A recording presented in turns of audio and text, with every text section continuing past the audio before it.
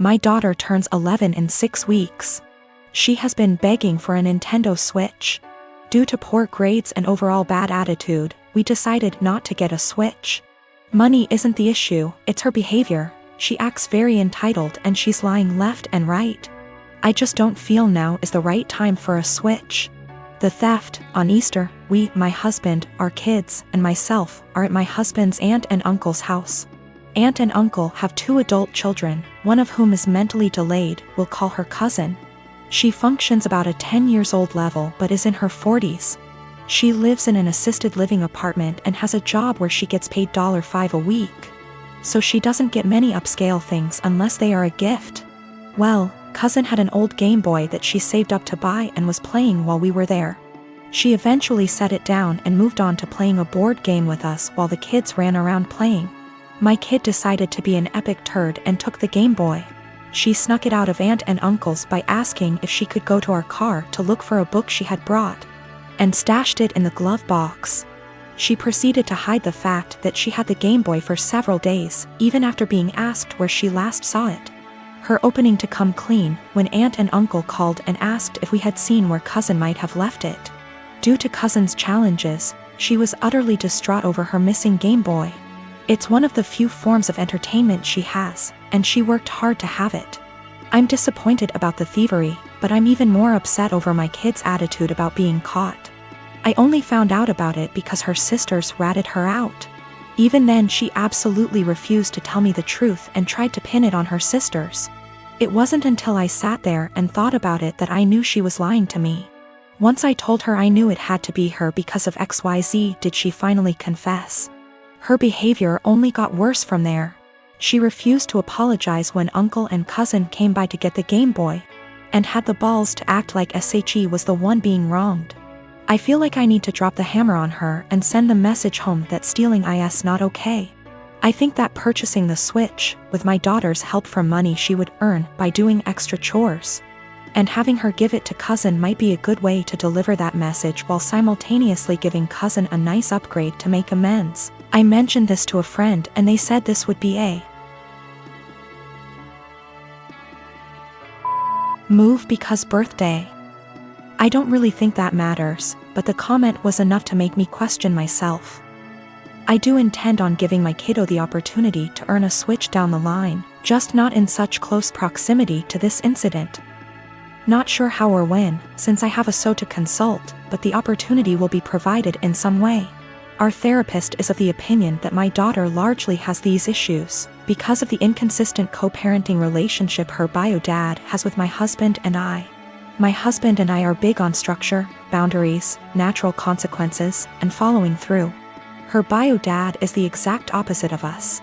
He and his family hardly ever tell her no to the things she wants, and give her a ridiculous amount of treats, toys, candy, etc., and this is causing her to be confused, to struggle with our expectations, and express herself negatively.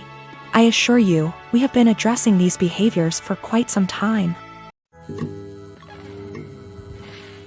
My best friend is a really great gift giver. I know that she plans gifts really far in advance and always dedicates so much time and thought into them. And I am so grateful for every gift I have ever received because I know how special they are. She'll often take something small I said from years back and make a really meaningful thing out of it. And I know she enjoys gift giving, and it is clearly one of primary ways she communicates her love for me and others. I just can't keep up. I've never been a really good gift giver. I often really struggle with forming ideas for upcoming celebrations, and until I'm really under the pump, I come up empty-handed until I find something just all right, or I repeat a similar shtick of reasons why I value you, presents. This just means that I feel so much stress every time I have to celebrate her birthday and Christmas. Especially because I would have received something completely out of this world. I really just feel like my gifts pale in comparison. It's getting to this stage where we've been exchanging presents for 8 years, and I'm honestly just starting to feel like I'm running out of steam to keep up and continue thinking of other ideas. It is also hard because I'm neither here nor there when it comes to receiving gifts. I can recognize the hard work and love, but I don't need to receive gifts to know that I'm loved. And so I worry that I don't reciprocate my love well enough because my presents never feel at her level. I want to express to her my gratitude for her gifts, but ask that we just stick to one a year, on birthdays. Because Christmas and the occasional Valentine's Day is too much for me. I have been able to move away from gift giving with other friends by just casually mentioning it or just mutually ceasing present exchanges, and we now opt for spending time with each other, something I love. I just don't know if this would be really insensitive or soul-crushing because it's not about her or how good of a friend she is, but really about my insecurity and my differing ways of communicating love. When my daughter was 14, wife and I decided we would buy a car for her to use on her 16th if she proved herself to be responsible, got good grades, etc. There would be a contract of sorts to ensure we were all on the same page. The stipulations were continuing good grades, good attitude, she could only bring one friend with her somewhere, to begin with. We had to know where she was, and the obvious too, don't drink and drive, and don't text and drive.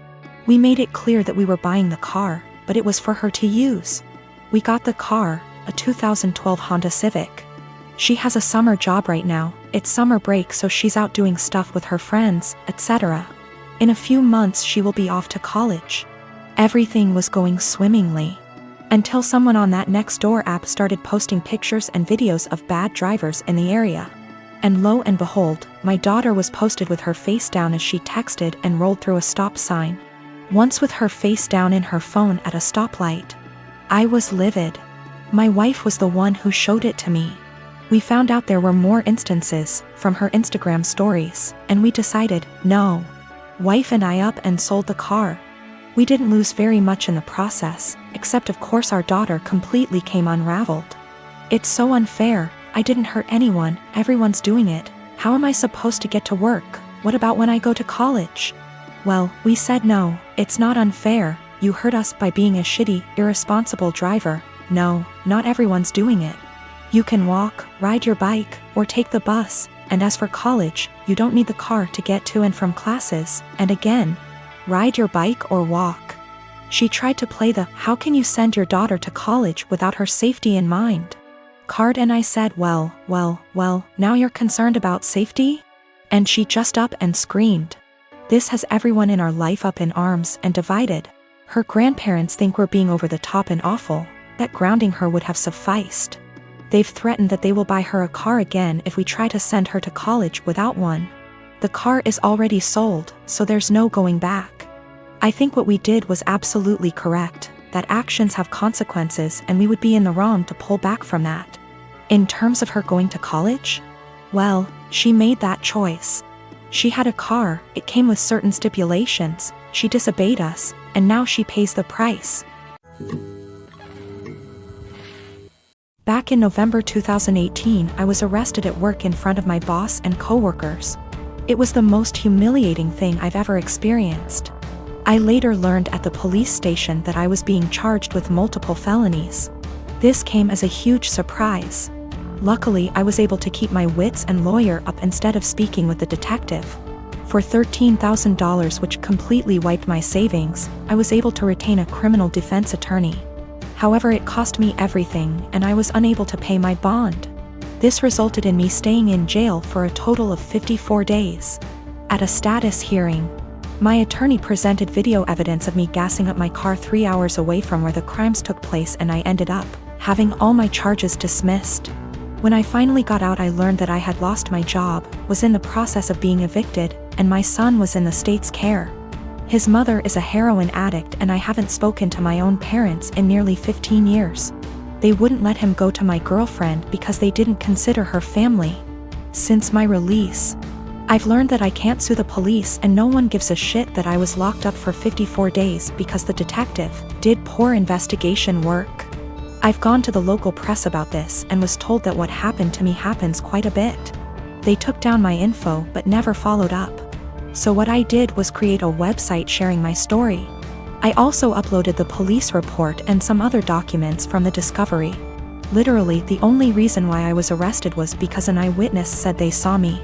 If the detective had done his job, he could have verified that I wasn't even in town on the day the crimes took place. This is what pisses me off the most.